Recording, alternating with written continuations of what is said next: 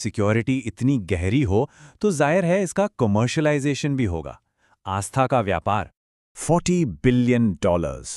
ये किसी multinational tech startup या किसी फॉरेन फंड का डेटा नहीं है। ये भारत में आस्था और आध्यात्मिक उद्योग यानी स्पिरिचुअल इंडस्ट्री का एक अनुमानित मूल्य है। आपको जानकर शायद हैरानी हो कि ये आंकड़ा बॉलीवुड और क्रिकेट जैसी जायंट इंडस्ट्रीज को टक्कर देता है। उम्मीद, डर और इनसिक्योरिटी के इस बाजार में मुनाफा बहुत बड़ा है और इसका नेटवर्क हर दिन फैलता जा रहा है। आज के दौर में कई आश्रम और स्पिरिचुअल संस्थाएं किसी आश्रम इंक यानी एक कॉरपोरेट कंपनी की तरह ऑपरेट करती हैं।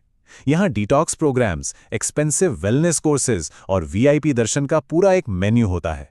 हर छोटी बड़ी चीज, चाहे वो ब्लेसिंग्स हों, रिचुअल्स हों या मर्चेंडाइज, सबका मोनेटाइजेशन यानी मनी मोनेटाइजेशन किया जाता है। और इन सबका सबसे बड़ा फायदा मिलता है चैरिटेबल ट्रस्ट्स के टैक्स लूपहोल से। आस्था और डिवोशन का इस्तेमाल करके एक विशाल टैक्स फ्री साम्राज्य खड़ा कर दिया जाता है। इस प्योर सिस्टम का बेस एक बहुत ही साधारण लेकिन डेंजरस सोच पर टिका है।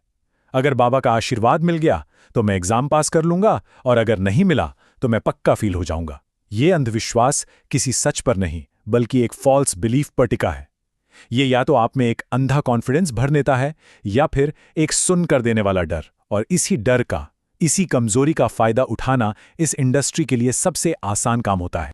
वैसे ये बात सच है कि कई आध्यात्मिक गुरु समाज कल्याण और शिक्षा में जेन्युइनली बहुत अच्छा योगदान देते हैं, लेकिन वक्त वक्त पर सामने आने वाले बड़े और हाई प्रोफाइल स्कैंडल्स इस फेथ इंडस्ट्री की नैतिक विफलताओं यानी मॉरल फेलियर्स की पोल खोल देते हैं। जब बड़े बड़े नाम इन स्कैंडल्स में फंसते हैं तो एक बहुत ज़रूरी सवाल उठता है, आखिर एक हेल्थी स्पिरिचुअलिटी और एक अंधे डेंजरस विश्वास के बीच की लाइन कहाँ ड्रॉ की जाए। तो रास्ता क्या है? वक्त आ गया है अपनी क्रिटिकल थिंकिंग, अपनी आलोचनात्मक सोच को वापस पाने का। हमें यह समझना होगा कि सिर्फ टेक्निकल रूप से ट्रेंड होना या बड़ी से बड़ी डिग्री ले लेना सच्ची क्रिटिकल थिंकिंग का विकल्प नहीं हो सकता। हमारा अपना संविधान हमसे एक साइंटिफिक टेम्पर और वैज्ञानिक दृष्टिकोण रखने की अपील करता है। असली इमोशनल रेजिलियंस या मानसिक मजबूती किसी जादुई पत्थर या तावीज़ में नहीं है। ये हमारी आत्मनिर्भरता, हमारे स्वास्थ्य और हमारे डिसिप्लिन में बसती है। हमारी शिक्षा ऐसी होनी चाहिए जो हमें डराना नहीं बल्कि तर्क करना सिखाए।